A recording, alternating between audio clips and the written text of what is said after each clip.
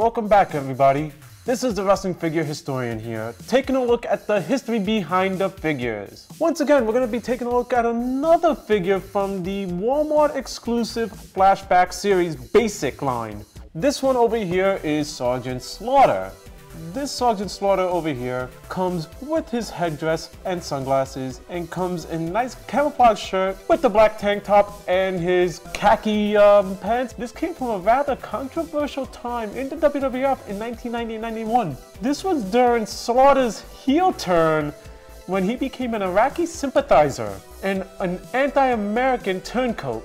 This figure here represents a rather, how can I best put it, dubious time in the WWF. Now this Wal-Mart Flashback line comes with another piece of the build of Finkel. As you can see, it still has the classic baby blue WWE or retro WWE backdrop. Again, just like the Bob Orton, has the exact same back. So let's take a look at the history behind this figure.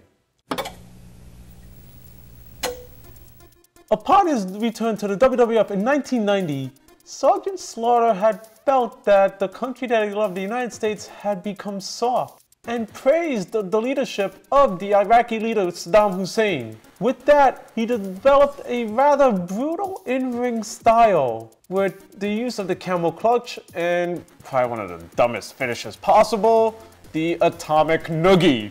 He quickly made it up the ranks of the WWF and was given an opportunity to challenge for the Ultimate Warrior's WWF title. And the wrestling world was in for a shock at the 1991 Royal Rumble when, granted with the aid of the Macho King Randy Savage, Slaughter was actually able to capture and defeat the Ultimate Warrior for the WWF title. This angered the all-American superstar of the WWF, Hulk Hogan. Slaughter would continue to berate Hulk Hogan, even going as far as burning a Hulk Hogan t-shirt. This eventually would lead to his famous match with Hulk Hogan at WrestleMania 7. Unfortunately, things did not end well for Sergeant Slaughter as he was defeated by Hulk Hogan and lost his WWF title. He would try to gain one last measure of revenge against Hulk Hogan and the Ultimate Warrior at the 1991 SummerSlam. That, as we all know, went up like napalm. With that, Slaughter started to find the error in his ways and began to ask for his country back, soon becoming the all-American patriot that he once was. So with that look into a little bit of WWF history, let's now take a look at the figure itself.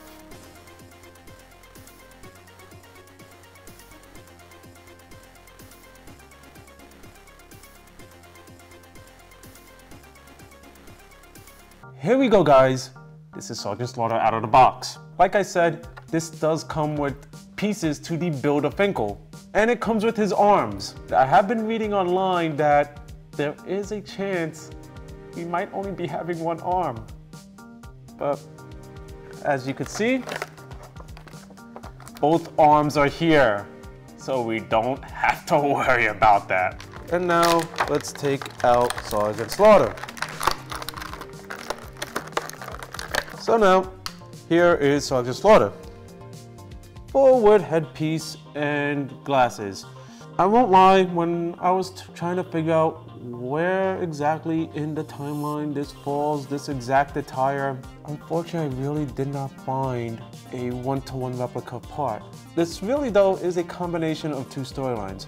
This was his combination to when he battled Ultimate Warrior and Hogan to WrestleMania 7, and I'll explain how. First, let's start with the head.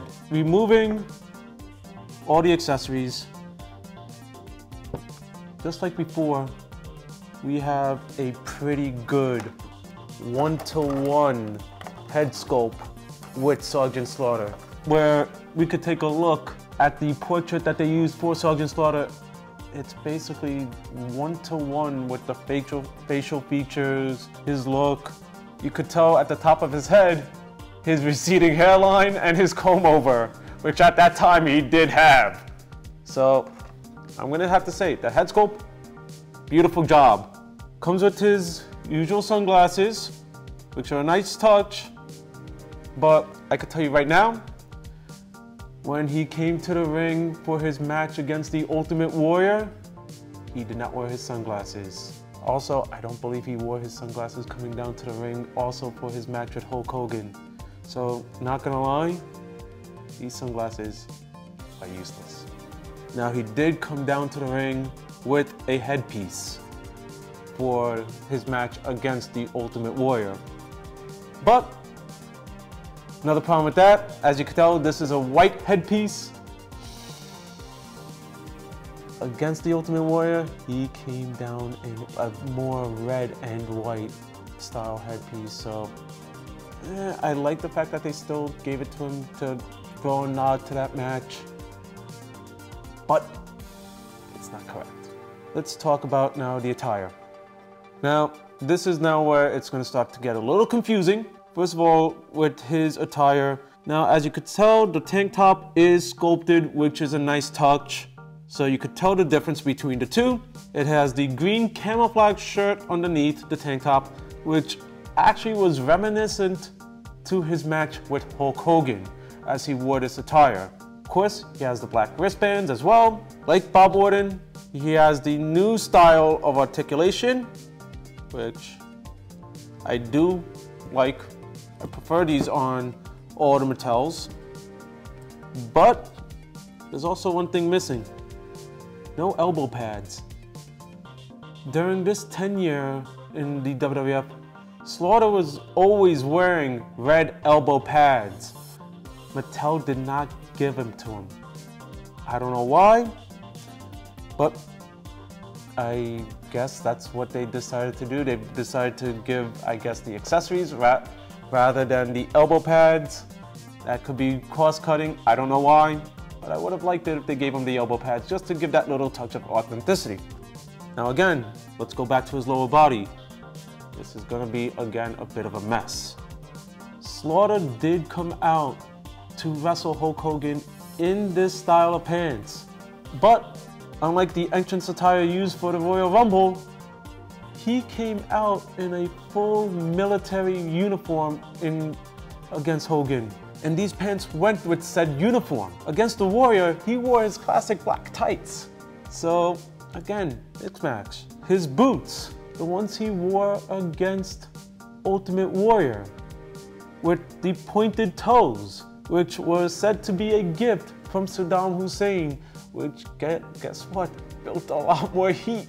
If we really look at this, yeah, this was basically his entire run as a WWF champion. It mixed the two attires that he wore. I do like it. Part of me also doesn't really like it either. It's either give me the same attire for one match or nothing. Because me personally, when I take a look at these figures and I look at their accuracy, I'd rather see it stick to one match. Unlike the Bob Orton that had the cast, the cast wasn't that much of a deal. This one, yeah, it's make up your mind. If I had to rate this figure with all the accuracy and everything going to it, I would say it would be a 3 out of 5 maybe. Now here's the thing, I hope this does open the door to a few more Sergeant Slaughter figures. We could get a Sergeant Slaughter that does come with that WrestleMania 7 entrance attire, which honestly, in my opinion, looked really good. Or maybe we could get a Slaughter from once he turned face and became the US Patriot and put him in a tag team duo with Hacksaw Jim Duggan.